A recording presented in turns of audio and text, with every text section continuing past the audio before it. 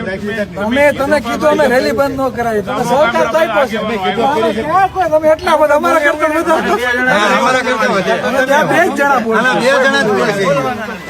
તો બગદાણા જેવી જે ઘટના બોટાદની અંદર બની છે, પ્રવીણભાઈ મકવાણા પ્રવીણભાઈ કોળી જે સરપંચ છે બોટાદના, એમની સાથે જે ઘટના બની છે એનું આવેદનપત્ર આપવા માટે એસપી કચેરીએ જાય છે ચિરાગભાઈ ઝાલા, પિન્ટુભાઈ કોળી, નવનીત બાલદિયા અને કોળી સમાજના આગેવાનો. તો મિત્રો ત્યાંથી એક વિડીયો વાયરલ થાય છે, જે વિડીયો હું તમને અત્યારે બતાવવા માગું છું. પણ મિત્રો એના પહેલાં આપણે વાત કરીએ કે બગદાણાની અંદર જે ઘટના બની હતી એની અંદર તેમને ન્યાય મેળવતા 1 મહિના જેટલો સમય લાગ્યો હતો. અને અત્યારે જે બોટાદની અંદર ઘટના બની છે એ 2 દિવસની અંદર તેમને ન્યાય મળ્યો છે અને જે પણ આરોપીઓ હતા તેની ધરપકડ કરવામાં આવી છે. પણ મિત્રો આવું ક્યારે બન્યું?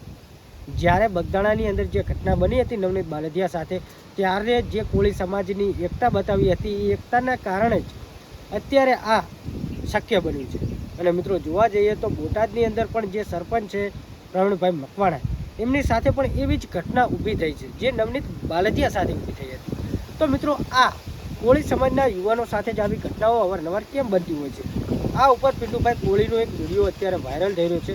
એ વિડીયો પણ હું તમને બતાવવાનો છું. 2 મિનિટના વિડીયોની અંદર હું તમને પિન્ટુભાઈ કોળી જે કોળી સમાજના આગેવાન છે, જે નવનીત બાલદિયાને સપોર્ટ કર્યો હતો અને અત્યારે પણ પ્રવીણભાઈ મકવાણા પ્રવીણભાઈ કોળીને પણ જે સપોર્ટ કરી રહ્યા છે, એમના સાથે ચિરાગભાઈ ઝાલા, નવનીત બાલદિયા, પિન્ટુભાઈ કોળી અને કોળી સમાજના આગેવાનો, એમનું પણ એવું જ કહેવું છે કે અવારનવાર જે આ ઘટનાઓ બને છે તે કોળી સમાજના યુવાનો સાથે, કોળી સમાજના લોકો સાથે કેમ બને છે?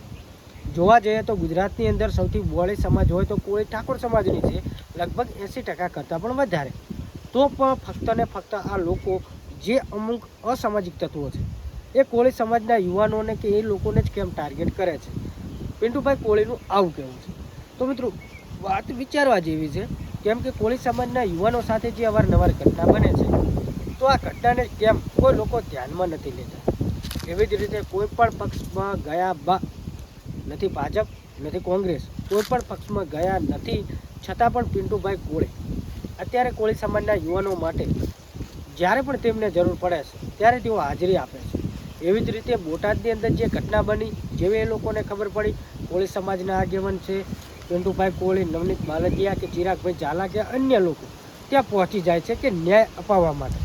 પણ મિત્રો જ્યાં તેઓ જેવા જાય છે, જે હોસ્પિટલ ખાતે તેમની જ્યાં સારવાર થતી હોય છે ત્યાં જાય છે એમની ટીમ, એમના યુવાનો, એમની જે આગેવાનો છે, તો ત્યારબાદ જે પણ આરોપી હોય છે એ આરોપીઓને પકડવામાં આવે છે. તો હવે વાત એ છે કે આરોપીને પકડવામાં આવ્યા છે તો એસપી કચેરીએ આ લોકો કેમ છે? તો મિત્રો એસપી કચેરીએ એ માટે ગયા છે કે એમને નથી કોઈ રેલી કાઢી. રેલી કાઢવાનો પણ એમનો એક ઉદ્દેશ્ય હતો કે રેલી જો અમને ન્યાય ના મળે તો રેલી કદાચ કાઢશું. પણ તેઓ એસપી કચેરીએ જાય છે ને જે અત્યારે એક વિડીયો વાયરલ થાય છે એ વિડીયો તમને હું બતાવવા માગું છું. પણ ખરેખર આ લોકોના કામથી તમે લોકો કેટલા ખુશ છો કમેન્ટ કરવાનું ભૂલતા નહીં. અને મિત્રો જોવા જઈએ તો રેલી ક્યારે કાઢવી જોઈએ?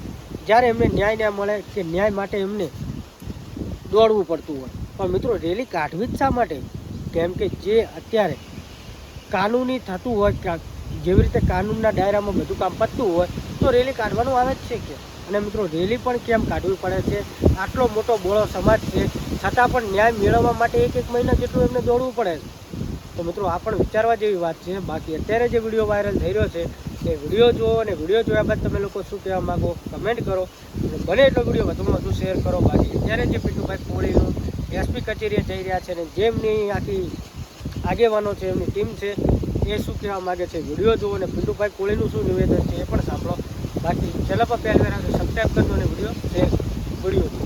અમે તમે કીધું અમે રેલી બંધ ન કરાવી તમે સહકાર તો આપ્યો છે ક્યાં કોઈ તમે એટલા બધા અમારા કરતા બધા બે જણા કે અમારે રેલી કાઢવી તમને કોણ રોકો? રેલી તો નીકળી શકે. તમે સહકાર આપ્યો છે આરોપી પકડા એટલે તો અમે તમને સહકાર ઉપર જવાનું, કઈ જગ્યાએ ઉપર જવાનું, ઉપર જવાનું.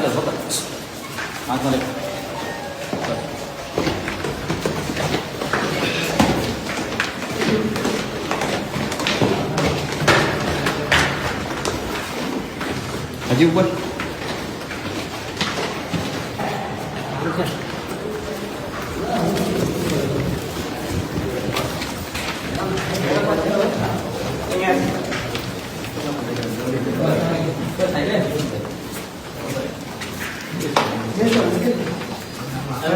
બેસો બેસો બધા બેસો